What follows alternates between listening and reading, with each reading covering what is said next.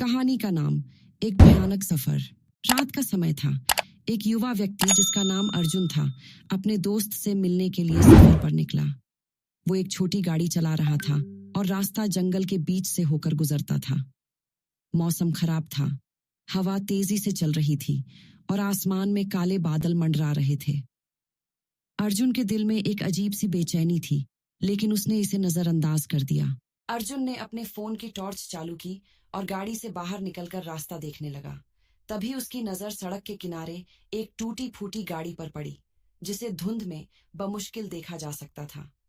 अर्जुन ने सोचा कि शायद कोई मदद के लिए आसपास हो। पहुंचा और दरवाजे को खटखटाया, लेकिन अंदर कोई नहीं था।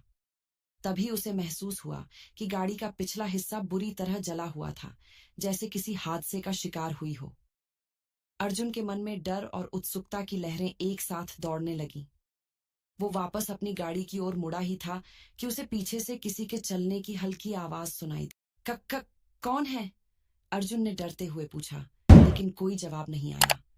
अचानक उसकी टॉर्च की रोशनी धुंधली हो गई और चारों ओर गहरा सन्नाटा फैल गया। अर्जुन का दिल तेजी से धड़कने लगा। वह दौड़कर अपनी गाड़ी की ओर भागा, लेकिन तभी उसे रास्ते पर एक परछाई दिखाई दी।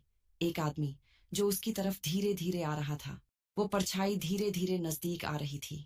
अर्जुन ने देखा कि उस आदमी का चेहरा पूरी तरह से झुलसा हुआ था और उसकी आंखें लाल थीं, जैसे उनमें आग सुलग रही हो। वो आदमी बिना कुछ कहे अर्जुन की तरफ हाथ बढ़ाने लगा। अर्जुन बुरी तरह घबरा गया और गाड़ी की ओर भागने लगा, लेकिन उसके पैर जैसे जमीन से चिपक गए थे। वो आदमी और पास आ गया और उसने अर्जुन की ओर इशारा किया, जैसे कुछ बताना चाहता हो। अर्जुन के कानों में एक फुसफुसाहट गूंजने लगी, तुम्हें यहाँ नहीं होना चाहिए था। अर्जुन चीखने ही वाला था कि अचानक उसकी टॉर्च की रोशनी वापस जल उठी। उसने जल्दी से गाड़ी स्टार्ट की और पूरी ताकत से एक्सेलरेटर दबाया। गाड़ी एक झटके से चल पड़ी और अर्जुन बिना पीछे देखे उस भयानक जंगल से भाग निकला। अर्जुन सुरक्षित शहर पहुंचा। तब जाकर उसने राहत की सांस ली, लेकिन उस रात की भयानक घटना उसकी यादों में हमेशा के लिए दर्ज हो चुकी थी।